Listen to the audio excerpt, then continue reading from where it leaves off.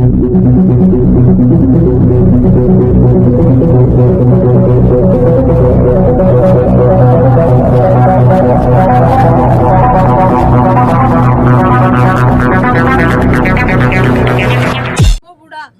కూడా ఈరోజు ఆ కలియుగ దైవమైన ఈ కర్లకుంటలో చాలా పవిత్రమైన ఉత్తర ద్వారం వాకిలి ఉన్న స్వామి చాలా వెంకటేశ్వర స్వామి కాబట్టి ఇక్కడికి వచ్చి మేమంతా కూడా పూజలు చేసాం. పాపం ప్రక్షాళన కావాలి.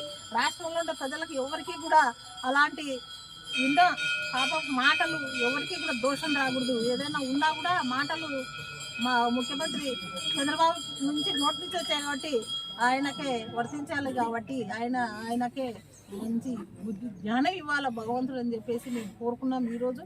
కాబట్టి ఇలాంటి డైవర్షన్ పాలిటిక్స్ ఒక చంద్రబాబుకి చెల్లు. జగన్మోహన్ రెడ్డి గారికి ఎప్పుడు కూడా జగనన్నకు అలాంటి ఏదైనా చెప్తే చేస్తాడు. అది చేస్తాను అని చెప్తే చేసి చూపించిన ఘనత 2019 నుంచి 2024 వరకు చేసి మేము ప్రజలలోకి వెళ్ళాం. కానీ మీరు మామూలుగా అలివి కాని హామీలని ఇచ్చి సూపర్ 6 అని ప్రజలను మభ్యపెట్టి ఈరోజు ప్రజలు మిమ్మల్ని అడుగుతారని ఇవన్నీ కూడా దండిస్తారు. ఇవన్నీ మాకు చెప్పారు కదా, ఏదో తల్లికి వందనం అంట ప్రతి బిడ్డకి, ఒక బిడ్డ కాదు, ఎంతమంది ఆడపిల్లలు ఉంటే అంతమంది ఆడపిల్లలకి ఇస్తానని చెప్పేసి ఆ రోజు సూపర్ 6లో మీరు వీరే చెప్పారు. నీకు 18, నీకు 18, నీకు 15, నీకు 1500 అని చెప్పేసి 18 సంవత్సరాల నుంచి 50 సంవత్సరాల వరకు ప్రతి మహిళకు కూడా నెల ఇస్తాం. ఉచిత బస్సులు అండ్రి, 3 సిలిండర్లు అండ్రి, ఇవన్నీ కూడా మీరు చెప్పినట్టువే. మరి 100 days అయింది, 4 నెలలు అవుతుంది, ఏదో ఒకటి అమలు చేశారు.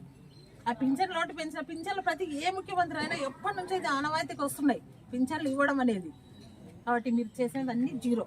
ఉచిత ఇసుక అంటున్నారు, ఇసుక జీరో. పోయినసారి కంటే ఈసారి ఇంకా 1000 ఎక్కువ అమ్ముతున్నారు మీ వాళ్ళు. టీడీపీ ప్రభుత్వం వచ్చినాకనే ఈ ఇసుక కూడా ఎక్కడ ఫ్రీ లేదు, ఏం లేదు, ప్రజలంతా తెలుసుకుంటారు. తొందరలోనే టీడీపీ జనాలంతా కూడా టీడీపీ పార్టీకి బుద్ధి చెప్పే రోజులు తొందరలోనే ఉన్నాయి. ఖచ్చితంగా మీరు చాలా ఆగమేఘాల మీద పోతున్నారు కూటమి ప్రభుత్వం కాబట్టి కొంచెం బ్యాలెన్స్ చేసుకొని వెళ్ళండి. కానీ ఇలాగా పరుగులు ఇడితే ఏడోసారి బొరలో పడే పరిస్థితి వస్తుంది.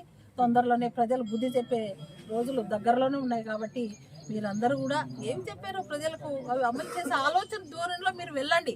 కానీ ఈరోజు మీకు కనపడితే ఎక్కడ గొడవలు పడినా, ఎక్కడ కొట్లన్నా జగన్మోహన్ రెడ్డి గారు బాధితులు, అక్కడ ఉన్న నాయకులు, కార్యకర్తలు, ఇన్ఛార్జీలు, ఎమ్మెల్యేలు నా బాధితులు అని చెప్పేసి, వైఎస్ఆర్సీ కార్యకర్తలు, నాయకులు అని చెప్పేసి బురద చల్లడం, ఇలాంటి బురద చల్లే పాలిటిక్స్ ఎక్కడ మీరు స్టాప్ చేయాలి. ఎందుకంటే మీ ఆదరణాలు, మీ బెదరడాలకు మేము వైఎస్ఆర్ కార్యకర్తలము కానీ నాయకులు కానీ ఎప్పుడు కూడా భయపడం.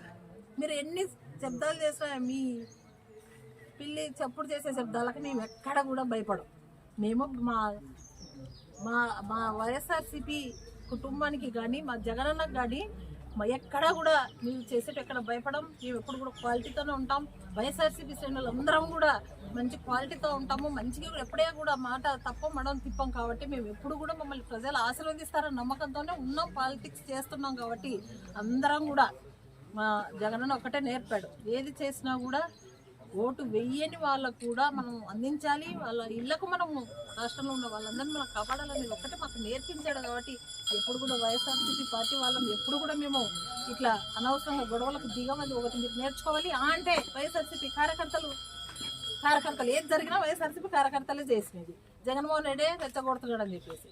కాబట్టి ఇలాంటి రాజకీయాలు చంద్రబాబు నాయుడు గారు మానుకోవాలి. ఇప్పటికైనా లడ్డు ప్రసాదం గురించి ప్రజలంతా కూడా క్లారిటీగా ఉన్నారు, ఎక్కడా కూడా ఏమీ జరగలేదు.